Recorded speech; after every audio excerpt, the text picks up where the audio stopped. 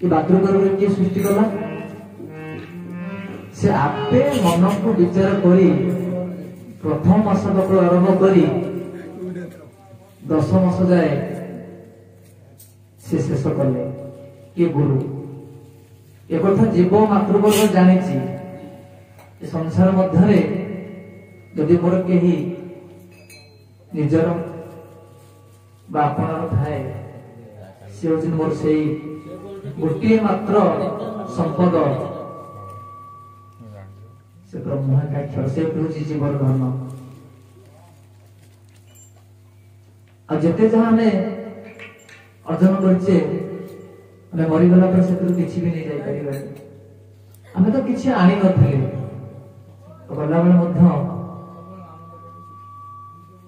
से किसी नहीं चली जावा नहीं तबे चिन्हवा केमी मूल कर धरवा केमी ना पदे जशवंत दास कहते जे बड़ मायावी जीवन कही दिने नभुजु राम कृष्ण हरि से राम किए कृष्ण किए चलवा केमी से रामकृष्ण ये ब्रह्मांड मध्य अच्छा से रामकृष्ण मोर पिंड मध्य अच्छा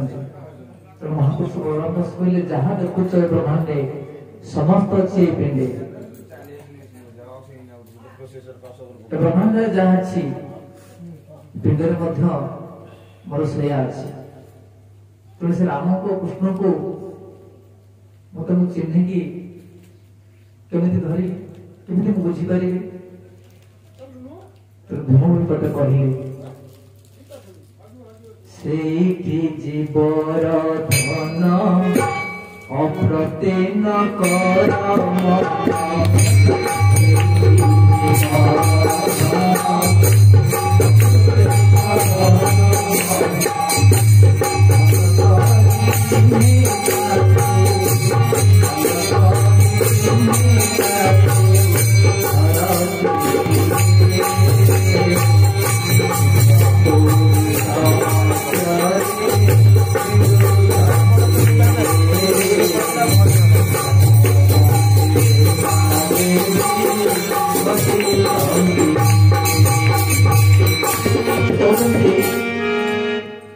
जीवर धन हूँ से जाको नाम ब्रह्म बोली महापुरुष मैंने अप्रत्य न कर मन कहीं अविश्वास करना समस्त को से भाव निश्चिंत भाव विश्वास कर कारण से हूँ जीवर धन जिते महाप्रभु श्री जगन्नाथ शेष कलिक अवतार भाव राजा श्री श्री नरसिंह देव नाम नामित हेले गणमूल देखा शुणा किसी आभास मिलला मन को किसी दिन पूर्व जिते जीवर जो धन अच्छी ये महामंत्र महानाम को देदेले किसी साधु संत मैंने कहले आप कहीं देदेले नाम ये नाम गोटे को कहीं तो अति गुप्त धन ना आप कहीं प्रकट कले से उत्तर देते मुझे प्रकट कली जीवर से हूँ संबल ये नाम गोटिक हूँ जीव जगत पाए जीवन परित्राण पाए मुझे कहीं लुचाई रखी कहीं मुझे नटाई तेणु से महापुरुष दास भाव से लिखिले कल्कि अवतार प्रभु दयालु ठाकुर अपराध क्षमा करि अपराध क्षमा करि अपराध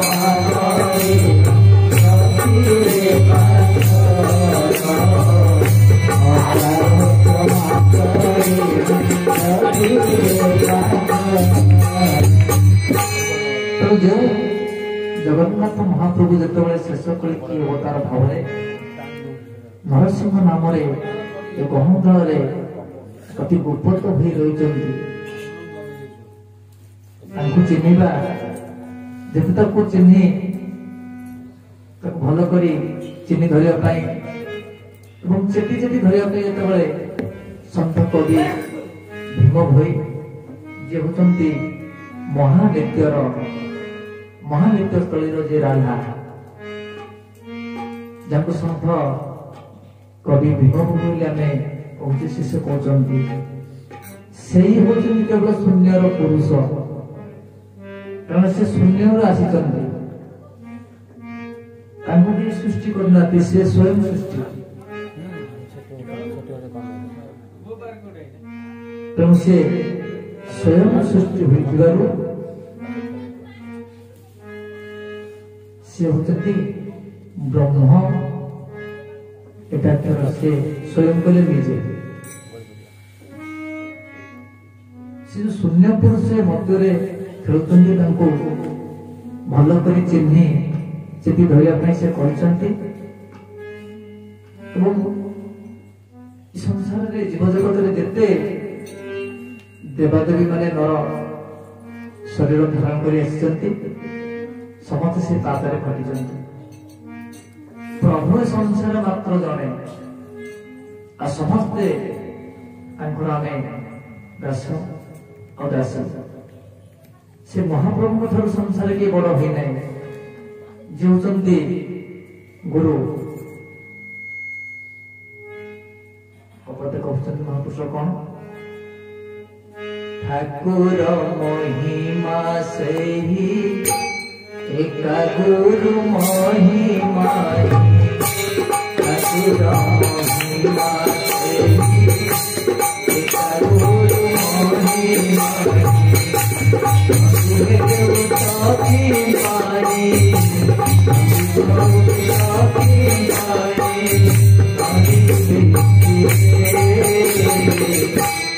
ଶୂନ୍ୟ ପୁରୁଷ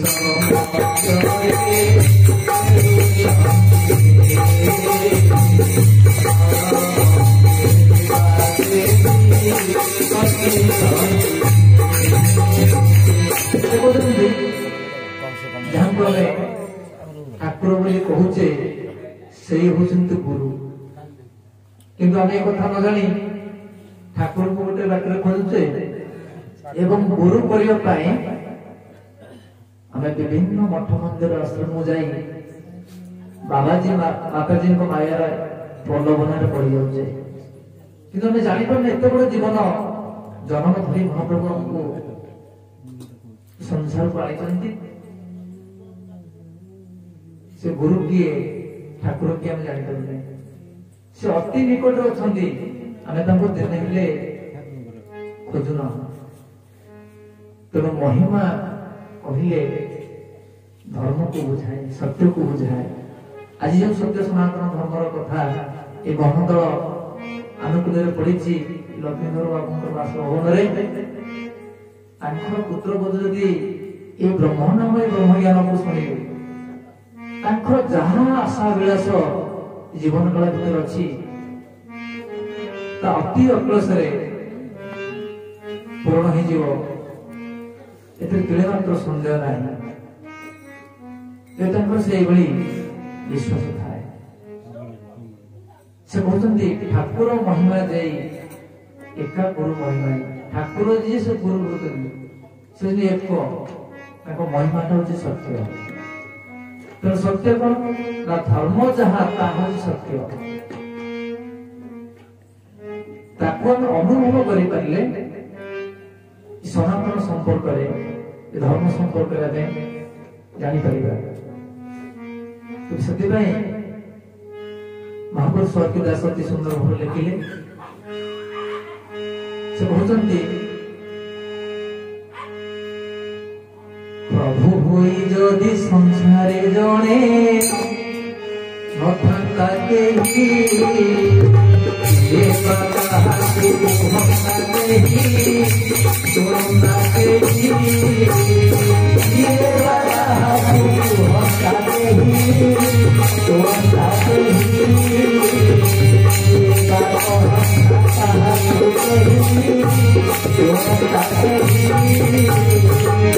निश्चिंत भाव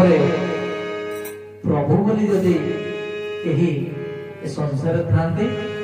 से होती से गुरु सत्य से प्रभु आ संसार जिते कथा जिते धन जिते संपत्ति जिते जहाँ मिली से काली का मिछ हमको सत्य बोली जहाँ विश्वास होची संपूर्ण मिछ कथा सत्य होची से गुरु जी होते संसार सार एवं सर्व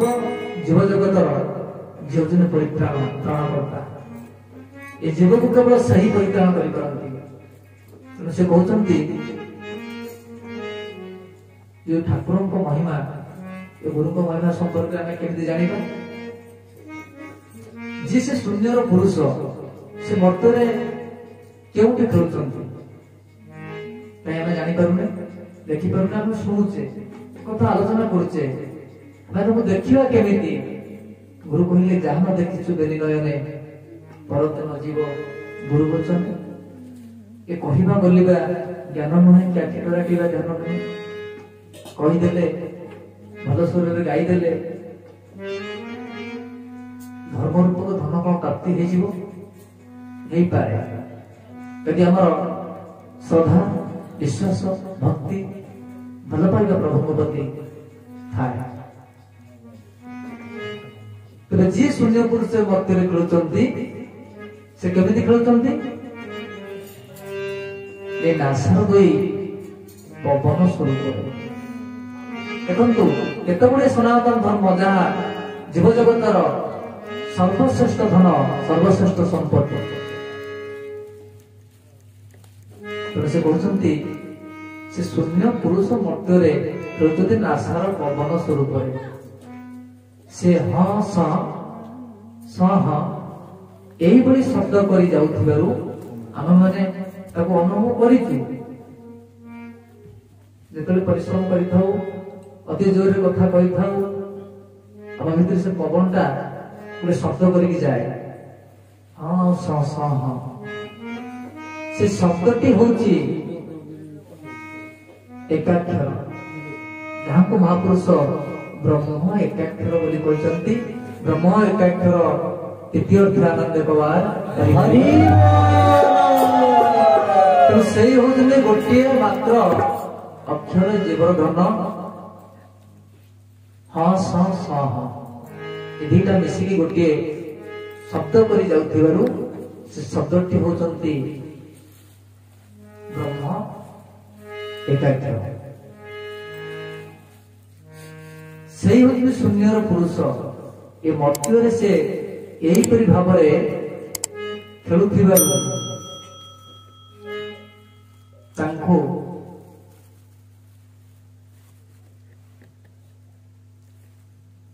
मोर अभिराम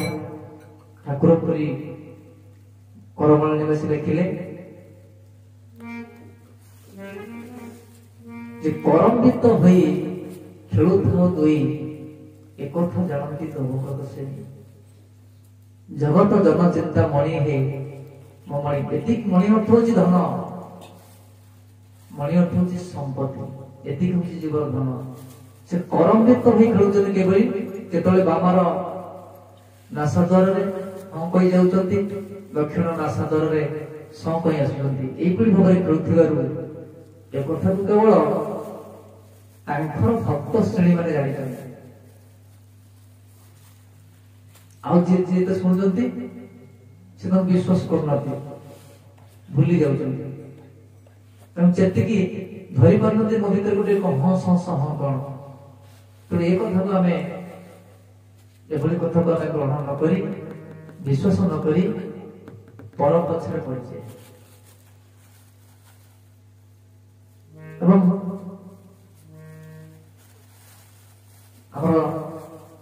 कहते बाबू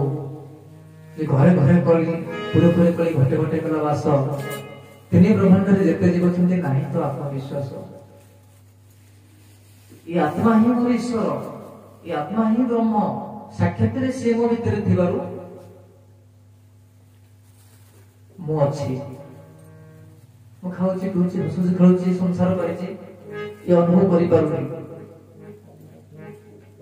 ତେଣୁ ସେ ସତ୍ୟ ବୋଲିକି, ସେ ସନାତନ ବୋଲିକି, ସେ ଧର୍ମ ବୋଲି ଆମେ କେମିତି ଜାଣିବା?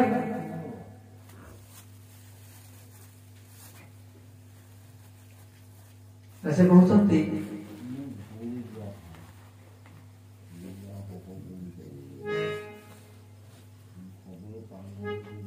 नाम गोटी थिला रुजे आया हुए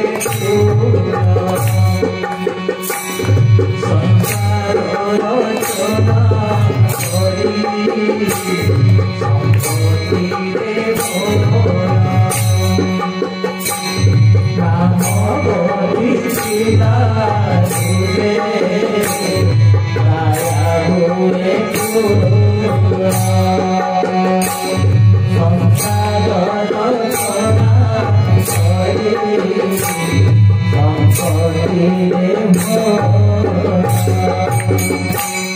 नाम बोले रूप